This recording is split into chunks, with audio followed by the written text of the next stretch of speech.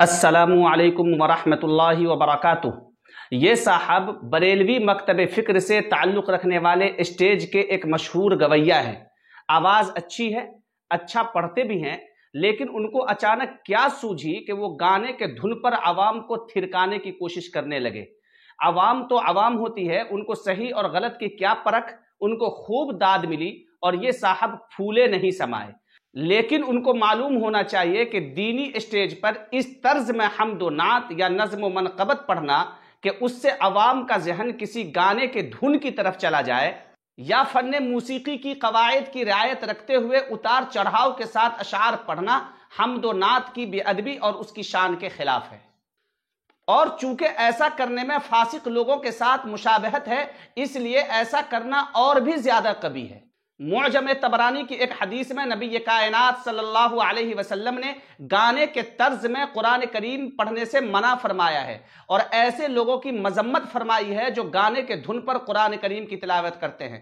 اس حدیث سے ہم کو یہ رہنمائی ملتی ہے کہ حمد و نعت یا نظم و منقبت بھی گانے کے دھن پر نہیں پڑھنا چاہیے۔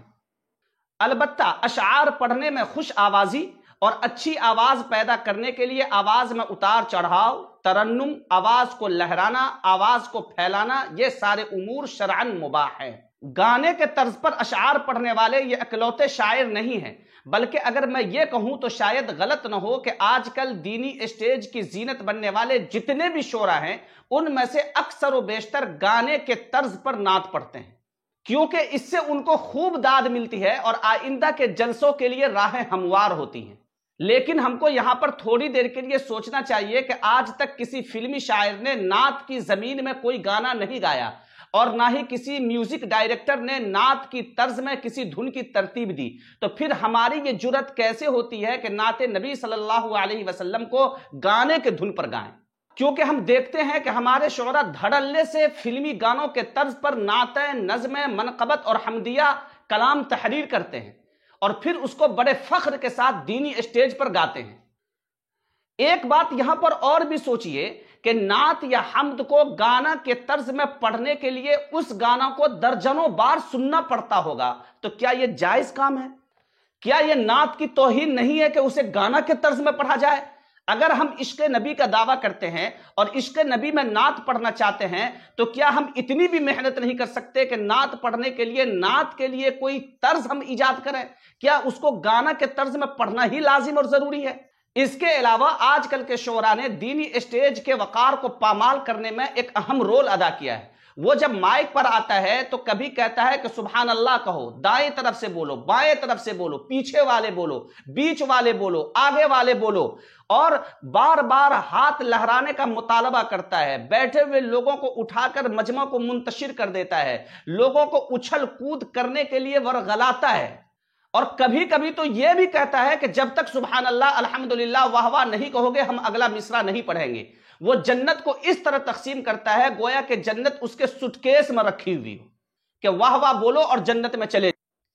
بار بار حضرت حسان ابن ثابت رضی اللہ تعالیٰ عنہ کا حوالہ دیتا ہے اور کہتا ہے کہ ہم سنت حسان کو زندہ کر رہے ہیں۔ نہیں، یہ حضرت حسان رضی اللہ تعالیٰ عنہ کی سنت کو زندہ نہیں کرتا ہے، بلکہ ان کی توہین کرتا ہے، ان کی روح کو تکلیف پہنچاتا ہے، کیونکہ حضرت حسان ابن ثابت رضی اللہ تعالیٰ عنہ نے نعت پڑھنے کے دوران کبھی بھی اس قسم کی بدتمیزی نہیں کی، کبھی بھی اس قسم کے خرافات کو اپنے نعت میں آنے نہیں دیا۔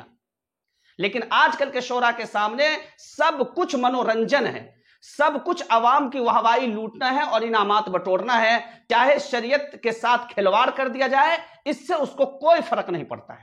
اور مسلمانوں کا بھی عجیب و غریب حال ہے کہ ایسے گویوں کو اپنے اسٹیج پر بلا کر وہ فخر محسوس کرتے ہیں۔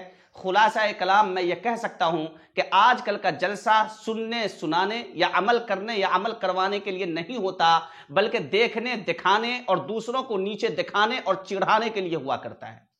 اس انقلابی شاعر کے چند اشعار اور سنیے، پھر ہم اس پر بات کرتے ہیں۔ غلط ہے کہنا چھوڑ دو، وہابیوں کو پھوڑ دو، کہ مار کے دھسوڑ دو، جہاں ملے کھکوڑ دو، کہ گردنیں مروڑ دو، جہاں ملے کھکوڑ دو، کہ گردنیں مروڑ دو، کہ آئے گا بڑا مزہ رضا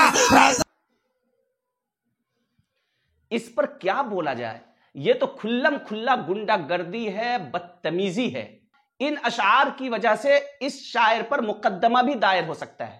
میں مانتا ہوں کہ علماء دیوبند و علماء بریلوی میں چند چیزوں کے درمیان اختلاف ہے، اور یہ اختلاف پچھلے 100 سال سے چلا آ رہا ہے، لیکن کیا اس کا یہ مطلب ہے کہ اسٹیج سے عوام کو بھڑکایا جائے کہ فریق مخالف کی گردنیں مروڑ دو، بھڑکایا جائے کہ اس کو نوچو کھسوٹو اور اس کو مارو اور جہاں ملے اس سے جھگڑا شروع کر دو؟ کیا یہ بدتمیزی نہیں ہے؟ کیا یہ گنڈا گردی نہیں ہے؟ بریلوی مسلک سے تعلق رکھنے والے ذمہ دار علماء کو چاہیے کہ ایسے غیر ذمہ دار اور غیر سنجیدہ شعراء کو اسٹیج سے دور رکھیں۔